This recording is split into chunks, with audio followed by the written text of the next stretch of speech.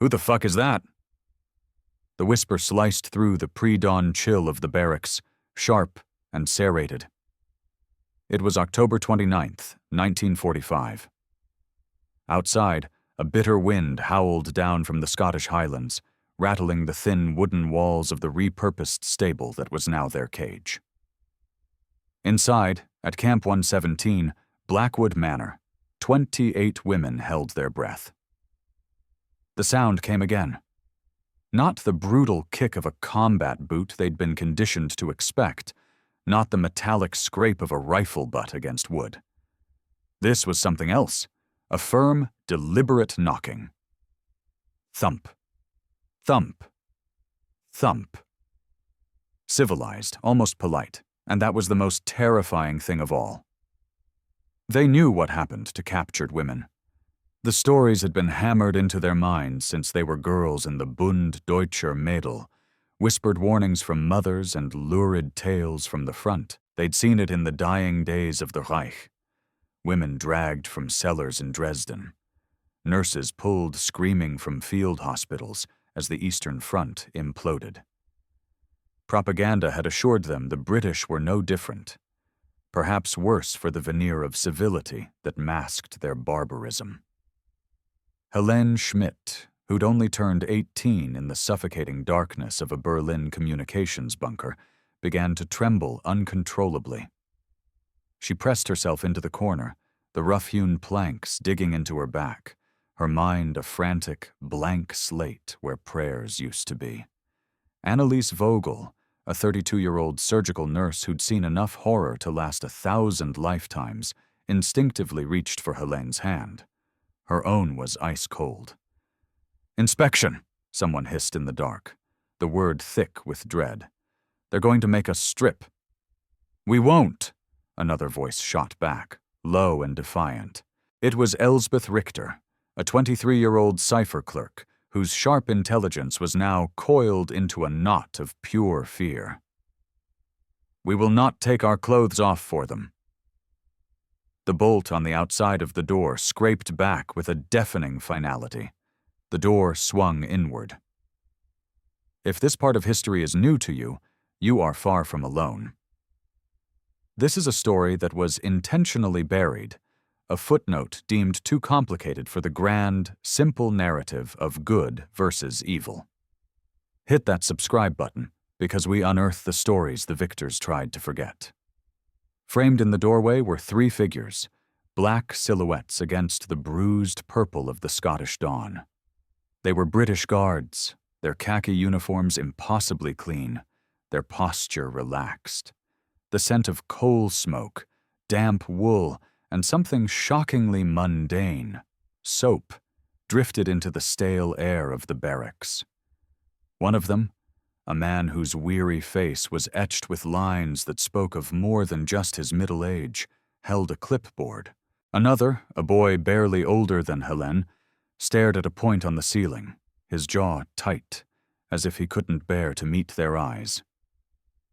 The third guard carried a large object wrapped in brown paper. The man with the clipboard cleared his throat. He spoke in slow, careful German, the accent thick, but the words clear. "Good morning," he said. "We have brought you breakfast." Silence. A profound, uncomprehending silence that swallowed the sound of the wind. The women stared, their minds refusing to process the word. Breakfast. Not line up, not strip, not the guttural commands for a humiliating inspection they had steeled themselves for. Just breakfast. The guard with the package stepped forward, his movements deliberate and slow, as if approaching a herd of spooked deer. He placed the parcel on the crude trestle table in the center of the room. As his fingers unfolded the paper, a scent filled the barracks that was so powerful, so evocative, it felt like a physical blow. Bread. Not the sawdust-laced gray brick of German rationing, but real, honest-to-God bread, its crust a deep, burnished gold, still radiating a faint warmth. Next to the loaf, he set down a tin of margarine, a jar of marmalade, And then, impossibly, a glass bottle filled with fresh white milk. The sight was so alien, so decadent, it felt like a hallucination. "The lorry with hot water for washing will be here in an hour," the older guard announced, his eyes flicking from his clipboard to the stunned faces before him. "You'll need to register your names and former units for the official records, but there is no rush. Eat first." They turned and left. The door clicked shut behind them. It didn't lock.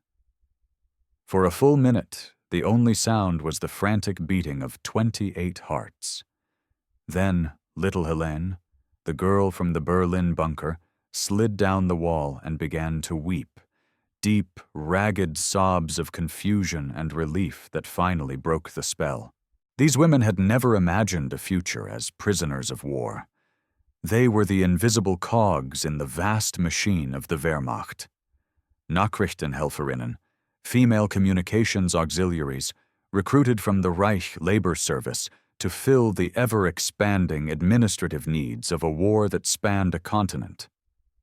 They were radio operators, teletypists, and cipher clerks. There were nurses, too, and secretaries assigned to Luftwaffe field commands. They had worn the gray-blue uniform, the eagle and swastika stitched on the sleeve.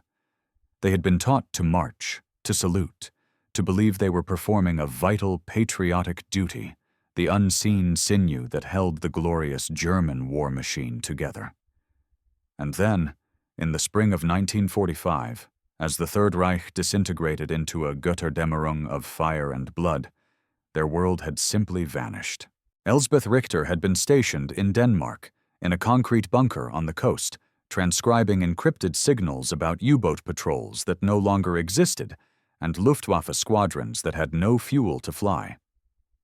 Her war ended on May 5th, when a fresh-faced British officer, looking exhausted and profoundly sad, had walked into her radio room and politely asked her and the other women to step away from their equipment. There was no battle, no final stand, just the quiet, bewildering fizzle of static as a 1,000-year empire died on the airwaves. Anneliese Vogel's war had ended in a field hospital near the Ardennes, a charnel house of mud and gangrene. She'd spent the final months holding down screaming boys while a surgeon sawed through shattered limbs, her own hands permanently stained with the blood of children sent to die for a lost cause. When the American tanks finally rolled past, she had simply walked out into the courtyard, her apron stiff with gore, and waited for whatever came next. She felt nothing but a vast, hollowed-out exhaustion.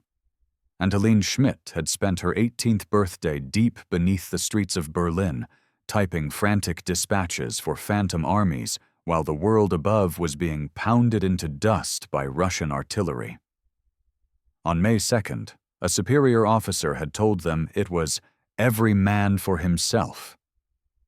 She'd joined a desperate exodus of civilians fleeing west, walking for 3 weeks on shoes that fell apart, eating weeds and tree bark, until she'd stumbled, skeletal and delirious, into a British checkpoint near the Elbe. A soldier had given her a piece of chocolate. It was the first act of human kindness she'd experienced in months, and she'd been too shocked to even thank him. By the late summer of 1945, thousands of these German female auxiliaries had been rounded up across the British occupation zone. Most were quickly processed and released back into the ruins of their homeland. But a few hundred, those like Elsbeth with knowledge of codes, or those like Anneliese who'd served in sensitive command areas, were deemed to have potential intelligence value. They were slated for transport to Britain for further interrogation. The journey across the North Sea was a descent into hell. They were herded onto a transport ship in Cuxhaven on a morning thick with fog and the stench of decay. Rumors flew through their ranks like a contagion. Were they being sent to labor camps in Canada? To America? Or was this a ruse, a convenient way to dispose of them in the cold, gray waters of the North Sea? They were forced below deck into a cavernous cargo hold that reeked of diesel and cordite. 200 women crammed into a dark, airless space designed for ammunition crates. As the ship began to roll on the heavy seas, the heat and stench became unbearable. Panic began to set in, a low hum of terror that grew with every lurch of the vessel. "I was certain we would die down there," Elspeth would later write in a secret diary. "I decided it was better to suffocate in the dark than to drown in the sea. I don't know why that distinction seemed so important then." After 36 hours that felt like an eternity, the rhythm of the ship's engines changed. They heard the cry of gulls, the first sign of life beyond their floating prison. Then, voices shouting in English, a heavy hatch was thrown open, and a rectangle of blinding gray light fell upon them. "Up, everyone up, single file!" They stumbled up a steep ladder and onto the deck, blinking in the unfamiliar light of a Scottish afternoon. The port, which they would later learn was Leith, was a panorama of shocking, overwhelming abundance. Cranes moved with purpose, unloading mountains of supplies from waiting ships. Trucks, painted in military green, were lined up for miles, laden with crates of food, lumber, and machinery. And beyond the industrial chaos of the docks, they could see hills that were impossibly, vibrantly green. Germany was a monochromatic landscape of rubble and ash. Here, even the air seemed to have color. They were put on a train, not a cattle car, but a passenger train with upholstered seats. They were handed sandwiches wrapped in wax paper, white bread, a slice of ham, a sliver of cheese. Helene ate hers in 3 frantic bites, and then burst into tears, hiding her face in her hands, ashamed of her own desperate hunger. The train rattled north, through a countryside that seemed to have been entirely untouched by war. They saw villages with intact roofs, churches with unbroken spires, children playing in green fields. There was no rubble, no bomb craters, no skeletal remains of burned-out buildings. Anneliese pressed her forehead against the cold glass of the window, a bitter, complex emotion churning in her gut. It wasn't just anger or grief or envy. It was a profound sense of dislocation, as if she had passed through a veil into another reality. "They didn't suffer," she whispered to herself, the thought feeling like a betrayal. "Not like we did." She was wrong, of course. Britain had bled. The Blitz, the U-boat blockade, the years of rationing, the scars were there, just less visible than the pulverized cities of Germany. The fundamental difference was that Britain had bent, but it had not broken. Its social fabric, its infrastructure, its very sense of self had survived. Germany's had been annihilated. They arrived at Blackwood Manor near Inverness as a cold dusk settled over the Highlands. The estate had once belonged to some minor aristocrat before being requisitioned for the war. Now it was encircled with barbed wire and dotted with guard towers. But it also had amenities that felt like unimaginable luxuries: running water, electricity, and a kitchen that produced hot food. That first night they huddled together on their crude bunks, wrapped in thin blankets, speaking in hushed whispers, waiting for the reality of their situation to crash down upon them. They were prisoners. The enemy. And they knew what the enemy deserved. But the moment that truly began to dismantle their entire worldview, the moment that planted the seed of a terrifying, liberating doubt, was that breakfast. The smell of warm bread. The quiet, unthreatening voice of the guard who had told them to eat first. It was in this small, simple act of decency that the lies they had been fed for a decade began to crumble. And this is where their real war, the war for their own minds, truly began. Stay with us. And if you're finding value in this forgotten history, take a moment to hit the like button. It helps these stories reach more people. It wasn't just the breakfast. It was everything that followed. That first afternoon, a woman from the British Red Cross arrived. She was middle-aged with a face full of weary compassion. Speaking through a translator, she explained that they would each be offered a medical examination. "It is entirely voluntary," she stressed, looking each of them in the eye. "You may refuse, but after the conditions of your journey, it is highly recommended." A wave of fear rippled through the room. A medical examination. They knew the euphemisms. They had been drilled into them. This was it. Anneliese Vogel stood up. As the most experienced nurse, she felt a duty to go first. "I will go," she said, her voice steady, betraying none of the fear clawing at her insides. If it was going to be horrific, she would face it and find a way to warn the others. The examination room was a small, clean office in the main house. A female doctor, also British, with graying hair and tired, intelligent eyes, gestured for Anneliese to sit on a chair. There was no stark examination table, no ominous instruments laid out. The doctor took her pulse, listened to her breathing with a stethoscope, and looked down her throat. She noted the clear signs of malnutrition and dehydration and the beginnings of a chest infection. She prescribed a course of penicillin, the new miracle drug they'd only heard about in hushed, reverent tones, along with extra rations and 2 days of bed rest. "Is that all?" Anneliese asked the translator, her mind reeling. "That is all," the doctor confirmed through the interpreter. "Unless there is anything else you wish to discuss?" Anneliese walked back to the barracks in a daze, her legs unsteady. "She examined me," she told the anxious women waiting for her. "Like a real doctor, that was all." In the days that followed, this pattern of baffling decency continued. Meals arrived 3 times a day. They were simple but filling. Porridge and tea in the morning, a thick vegetable soup, and more of that miraculous bread for lunch, and a meat or fish stew for dinner. No one shouted at them. No one struck them. No one leered at them.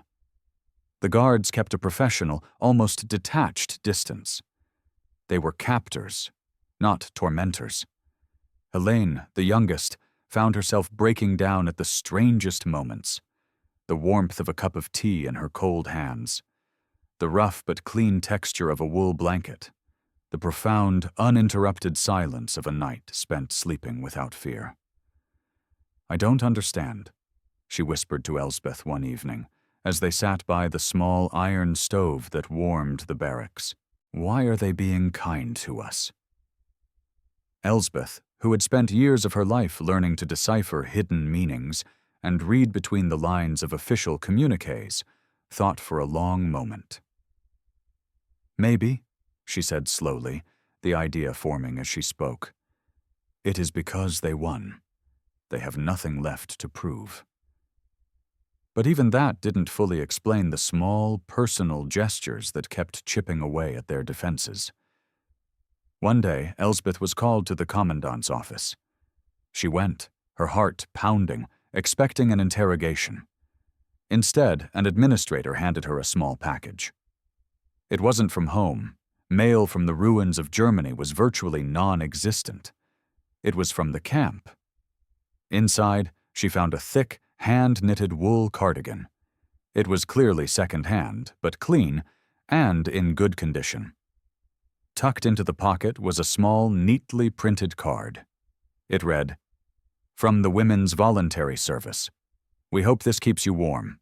Then there was the afternoon when Helene casually mentioned to another prisoner that it was her 18th birthday. She expected nothing. The date was just another number in a life that had been stripped of all meaning. But that evening, the camp cook, a stern-faced Scottish woman named Mrs. Baird, whose own 2 sons had been killed fighting the Germans in North Africa, appeared at the barracks door. She was carrying a small, lopsided cake.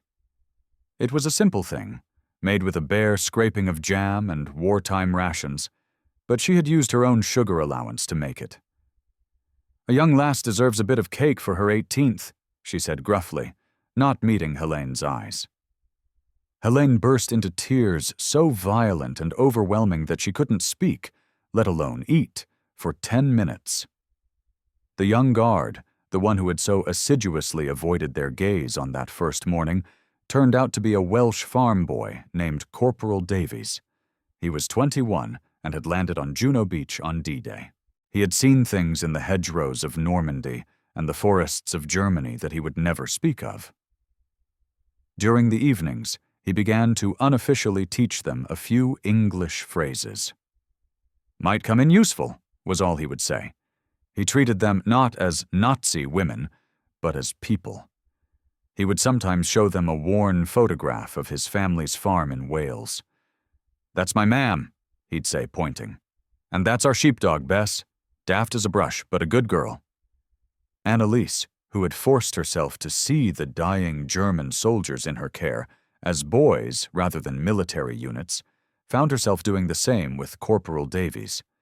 He was just a boy in a uniform, homesick and weary of war, just like the ones whose hands she had held as they bled out on her cots.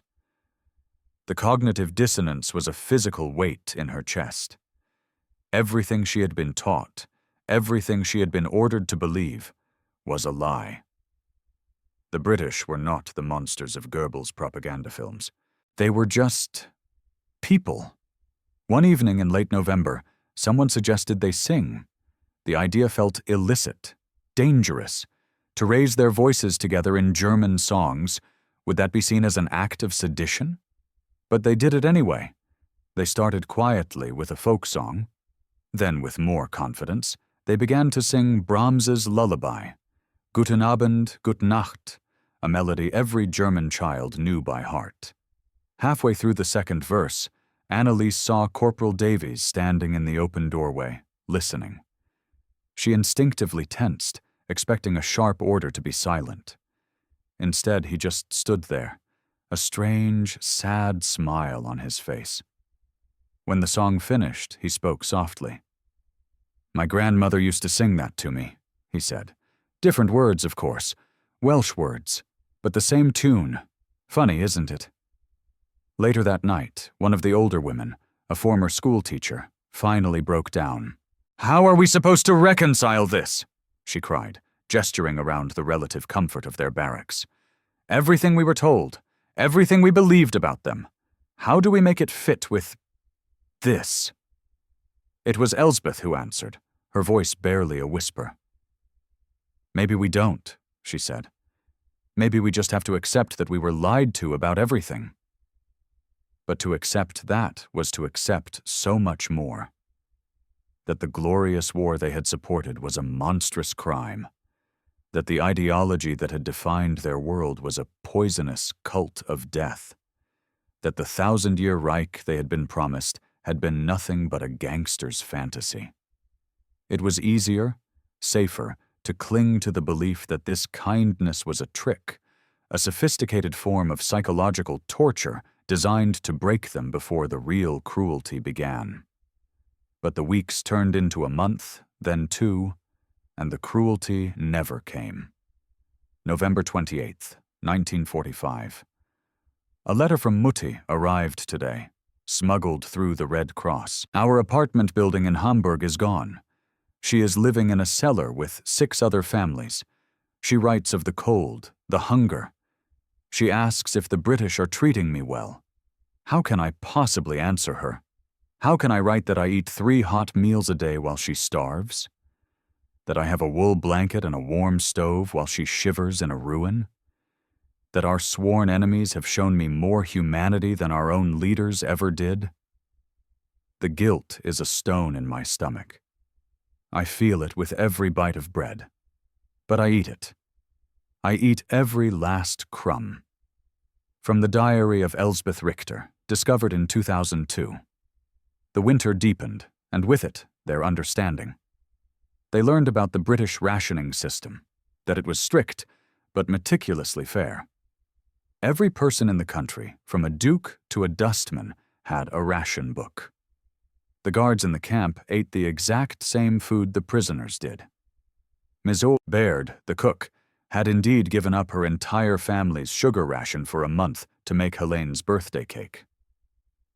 "Someone did the same for my boy when he was in a hospital in Italy," she explained gruffly when Annalise tried to thank her. "Just passing it on." In December, the camp staff organized a small Christmas celebration. They decorated the common room with pine branches and handmade paper chains. They sang carols, a clumsy but heartfelt mix of German and English. An American aid package had arrived, and the camp commandant distributed the contents: tins of fruit, soap, and a handful of Hershey's chocolate bars among the prisoners. Annalise held her chocolate bar for a full day before she could bring herself to unwrap it. The taste was so intensely sweet, so redolent of a forgotten world of peace and plenty, that it brought tears to her eyes. "We were supposed to hate them," the schoolteacher said that night, her voice full of wonder. "They made it so easy for us to hate them. And now," Elsbeth finished for her, "they are making it impossible." The truth was now undeniable, a massive, unmovable object in the center of their lives. They had been wrong. Not just wrong about the British, but wrong about the very nature of their world. The ideology that had promised them racial purity and national greatness had delivered only rubble and mass graves. The propaganda that had screamed of enemy atrocities had simply been a mirror, reflecting Germany's own monstrous actions back as an accusation. The leaders who had demanded their absolute loyalty were now dead by their own hands, or cowering in prison cells awaiting trial, leaving millions to sift through the wreckage of their lies. Repatriation began in the spring of 1946. They were processed in small groups, given new identity papers, a pittance of money, and tickets for the long journey back to the shattered continent. A strange fear gripped many of them. They did not want to go back. Britain, with its rationing and its gray skies, felt safer and more sane than the chaotic, starving wasteland that had once been their home. Annalise returned to a Hamburg so utterly destroyed that she could not recognize her own street. She found her sister trading cigarettes on the black market and moved into a corner of her cellar. Her sister did not want to hear stories about the kindness of the British. Elsbeth went back to her hometown in Schleswig-Holstein to find her family home occupied by desperate refugees who had fled the advance of the Red Army. She didn't have the heart to make them leave. With her language skills, she found a job as a translator for the British occupation authorities. Her former neighbors spat the word collaborator at her behind her back. Helene, having lost her entire family, had no home to return to at all. She became one of the millions of displaced persons, drifting through the occupied zones, haunted by the ghosts of Berlin and the baffling memory of a Scottish cook's kindness. But they wrote to each other. Over the years, they painstakingly reconnected, forming a small, private network of women bound by an experience no one else could understand. In 1955, Annalise organized a reunion in a small cafe in Hanover. 10 of them came. "Do you ever think about Corporal Davies?" Helene asked, now a grown woman with sad eyes. "I wonder if he ever got back to his farm." "I think about Mrs. Baird's cake," someone else said. "All the time." They had all carried these small moments of grace away from Scotland, embers of humanity that had burned through the edifice of their indoctrination. For some, it became the foundation of a new life, a commitment to reconciliation and peace. For others, the psychological conflict was too great, and they buried the memories, unable to reconcile them with their enduring, complicated love for the country that had betrayed them. But none of them ever forgot. In 1972, a British historian researching POW camps stumbled upon the records of Camp 117. He tracked down and interviewed several of the women, including Elsbeth. His subsequent article, titled "The Unlikely Re-Education at Blackwood Manor," caused a minor stir. German nationalists accused the women of being traitors who were flattering their captors. But others saw the story for what it was. Elsbeth, then a grandmother living a quiet life in Kiel, wrote a letter to the editor of the newspaper that published the article. It was printed in full. "I do not claim that our time as prisoners was pleasant," she wrote. "We were captives, far from home, frightened and uncertain. But we were not abused. We were not starved. We were not violated. We were treated like human beings by men and women who had every reason to hate us. This decency was a profound shock, because our government had spent 12 years telling us it was impossible. That shock changed us. It forced us to ask questions we had been too afraid to even think. Germany had to confront the monumental lies it had built its identity upon. And we, in that small camp, had to confront our own. The British were not trying to re-educate us. They were simply behaving with a basic humanity. That this seemed revolutionary to us says everything you need to know about what our country, and we ourselves, had become." The knock came at dawn. They braced for brutality and were met with bread. This is just one of thousands of such stories, stories that complicate our easy narratives of war. Where are you watching this story from? Let us know in the comments below, and join a global community dedicated to remembering the past in all its difficult complexity. History remembers the grand strategies, the turning points, the names of generals and the dates of great battles. But history is also forged in these small, quiet moments. In the choice of a guard to offer food instead of a fist. In the compassion of a cook who shares her meager rations. In the smile of a young soldier who shows you a picture of his dog. These acts do not change the outcome of a war, but they can, in time, change the world. They are the slow, patient work of rebuilding a shared humanity from the ashes of hatred. Some of the women of Camp 117 became vocal advocates for peace. Others lived out their lives in silence. A few could never let go of the Germany they had been taught to love, even while acknowledging the nightmare it had unleashed. But every one of them was forever marked by that autumn morning in 1945. The moment when terror was met with kindness. The moment the door opened not to a monster, but to a man with a loaf of bread. What happened at Blackwood Manor was not an anomaly. It was the quiet application of a principle, the Geneva Conventions, a radical idea that even in the midst of total war, your enemy remains a human being. Each time that principle was upheld, a seed was planted. A seed of doubt in the mind of a prisoner. A seed of understanding that would, for some, blossom decades later. Germany's long and painful post-war reckoning did not begin at the Nuremberg trials. It began in moments just like this, in the dizzying cognitive dissonance of a generation that had been promised glory and inherited only shame, and who were shown the first tentative path back to humanity not by their own leaders, but by their enemies. The British guards who delivered that breakfast probably forgot the incident by lunchtime. It was just another task in a long and weary occupation. But for the 28 women inside that barracks, it was the beginning of the end of one life and the start of a difficult, uncertain new one. The journey back from the darkness of ideology is a long one. For them, it began with a single, simple, revolutionary act, a knock on the door that brought not violation, but breakfast. And in that moment, buried deep in the footnotes of a terrible war, everything began to change.